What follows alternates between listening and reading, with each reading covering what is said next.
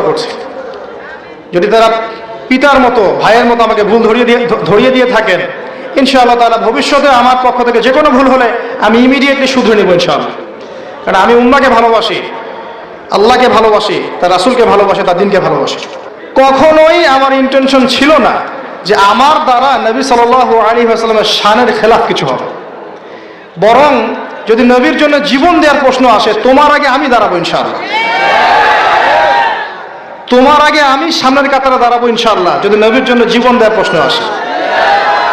একজন লিখেছে, আমি নাকি বলেছি যে নবী সাল্লাল্লাহু আলাইহি ওয়াসাল্লাম নবী হওয়ার যোগ্যই ছিলেন না। নাউযুবিল্লাহ। আল্লাহর কসম করে বলছে, এই কথা জীবনে আমি কথা বলিনি। এই কথাটাকে দিয়ে বিতর্কিত করেছে। আমি এতটুকু বলবো যে আমি সচরাচর মানুষের নামে বদদুয়া করি না। যে কাযযাব এই কাজটা করেছে, আল্লাহ পাক যেন তার এই মিথ্যার প্রতিদান তাকে দান করে। 2 নম্বর যে লাইনটা দিচ্ছিল, যে আমি বলেছিলাম তিনি ভয় পেয়ে গিয়েছিলেন, এরকম বলেছিলাম। ফিতরাতুল ওয়াহির সময় গ্যাপ ছিল একটা ওয়াহির, তিনি ভয় পেয়ে গিয়েছিলেন, কয়েকবার পাহাড়ের চূড়া উঠে তিনি নিজেকে ফেলে দেওয়ার চেষ্টা করেছেন, এমন একটা কথা বলেছিলাম।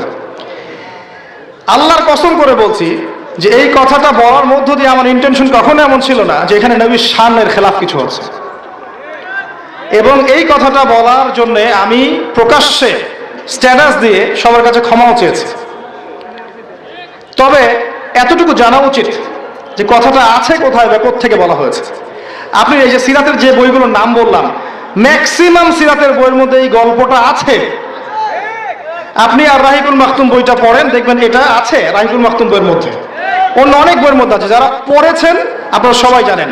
কিন্তু রাহিকুল মাকতুম বইটা 1187টা বইয়ের মধ্যে প্রথম স্থান অধিকারকারী বই। আমার কথা শোনেন।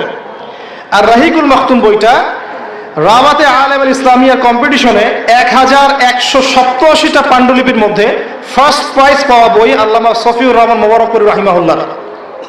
এই বইয়ের মধ্যে এই ঘটনাটা আছে এবং এই ঘটনাটা সহিহ বুখারীর মধ্যে একটা রিওয়ায়াতে এসেছে, যদিও বা রিওয়ায়াতের সনদে দুর্বলতা আছে। এখানে এটা সরাসরি নবীর কথা নয়, আয়েশা রাদিয়াল্লাহু আনহার কথা নয়, যেটা আমার জানা ছিল না।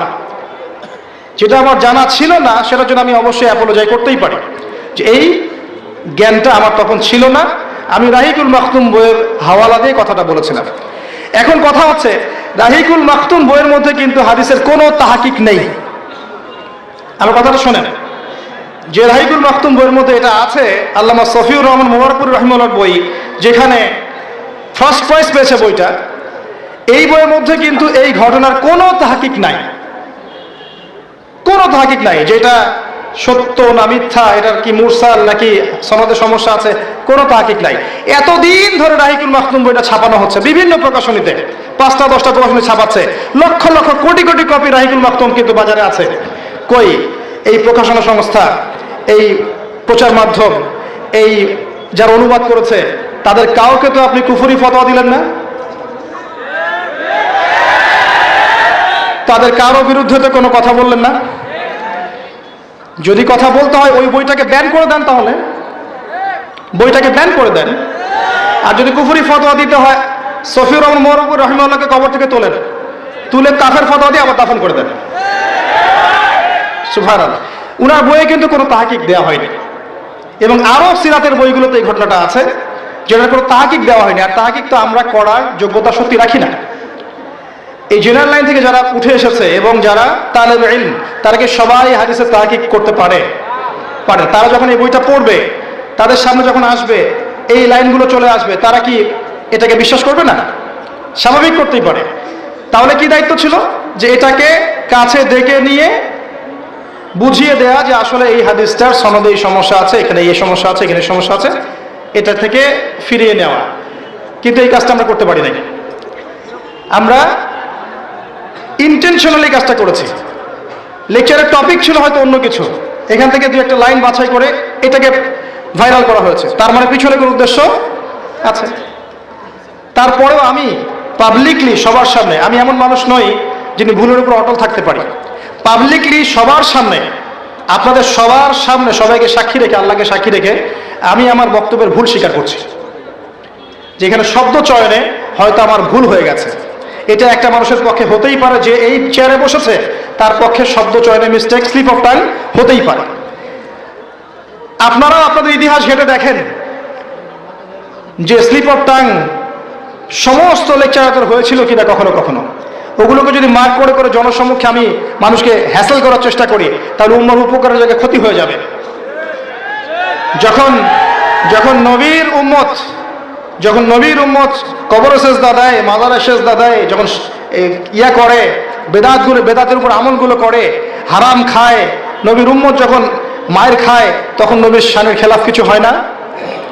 এইগুলোর এগেনস্টে কথা বলা যায় না? আমরা বিনয়ের সাথে অনুরোধ করব যে মানুষ মাত্র ভুল হতে পারে, একটা বিষয়কে নিয়ে, ইস্যুকে নিয়ে এত বেশি মাতামাতি করবেন না যে এই বিষয়গুলোকে নিয়ে কথা বলতে বলতে বলতে বলতে আমাদের সত্যিকার শত্রু যারা, এরা আরো 10টা দিন 20টা দিন এগিয়ে যায়। যতটা সময় আমরা এগুলোতে নষ্ট করি, ওই সময়গুলোতে ইসরায়েল আরো 10টা মিসাইল বানিয়ে ফেলে। মৌলিক বিষয় দিকে কাজ করুন।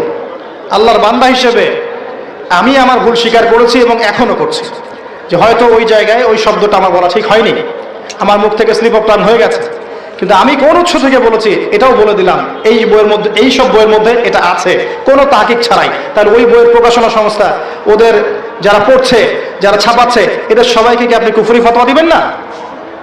যদি না দেওয়ার সাহস রাখেন, তাহলে বুঝবো এটা পক্ষপাতিত্বমূলক আচরণ করেছেন আপনি। আল্লাহ পাক আমাদেরকে হেদায়েত দান করুন, ঐক্যবদ্ধ হওয়ার তৌফিক দান করুন। এবং আমি যারা ভুল ধরিয়ে দিয়েছেন তাদের জন্য আমি আমার মন থেকে দোয়া করছি। যদি তারা পিতার মতো, ভাইয়ের মতো আমাকে ভুল ধরিয়ে দিয়ে থাকেন, ইনশাআল্লাহ তাআলা ভবিষ্যতে আমার পক্ষ থেকে যে কোনো ভুল হলে আমি ইমিডিয়েটলি শুধরে নেব ইনশাআল্লাহ। কারণ আমি উম্মাহকে ভালোবাসি, আল্লাহকে ভালোবাসি, তার রাসূলকে ভালোবাসি, তার দ্বীনকে ভালোবাসি। বিশ্বাস করেন, দেখে নিন ইনশাআল্লাহ, যদি কোনোদিন সুযোগ আসে নবীর শানে জীবন দেওয়ার, আপনার চেয়ে আগে আমি দাঁড়াবো ইনশাআল্লাহ। পড়াশোনা করেন প্রিয় ভাই, 1 নম্বর কাজ। আর আমার সাথে আরো কিছু মানুষও দাঁড়াবে ইনশাআল্লাহ, যারা সত্যিকার অর্থেই নবীকে ভালোবাসে। 2 নম্বর, যারা অনুযায়ী আমল করেন। কোন কোন সাবজেক্ট পড়তে বলেছি? কোরআন, হাদিস, ফিকহ, সিরাত, ইতিহাস, ইসলামিক অর্থনীতি, জিওপলিটিক্স, এবং জেনারেল লাইনে যারা পড়ছেন এটা পড়বেন। এরপর জানা অনুযায়ী আমল করবেন। পারবেন না? যতটুকু জানেন এই অনুযায়ী আমল করবেন। এই যে চেয়ারে বসে কথা বলছি, সবচাইতে ডেঞ্জারাস জায়গায় বসে আছি আমি যা বলছি যদি আমি আমল না করতে পারি, কালকে দেখবেন জাহান্নামে আমি চলে গেছি, নাউযুবিল্লাহ। জাহান্নাম উদ্বোধন করা হবে এমন কিছু মানুষদেরকে দিয়ে যার মধ্যে আলেমও আছে। মানুষ বড় আলেম বলবে, বড় কারি বলবে, হাফেজ বলবে, এই জন্য জ্ঞান চর্চা করেছিল, আল্লাহ পাক জাহান্নামে দিয়ে দিবেন। এমন মানুষ আছে জাহান্নামে নাড়ি ভুড়ি বের হয়ে যাবে, চারপাশে ঘুরতে থাকবে। মানুষ এসে বলবে, কি হয়েছে তোমার, কি আমল করেছিলে? সে বলবে, আমি কুনতু আমরু বিল মারুফ, আমি মানুষের সৎ কাজে আদেশ করতাম, কিন্তু আমি সেটা করতাম না। আমি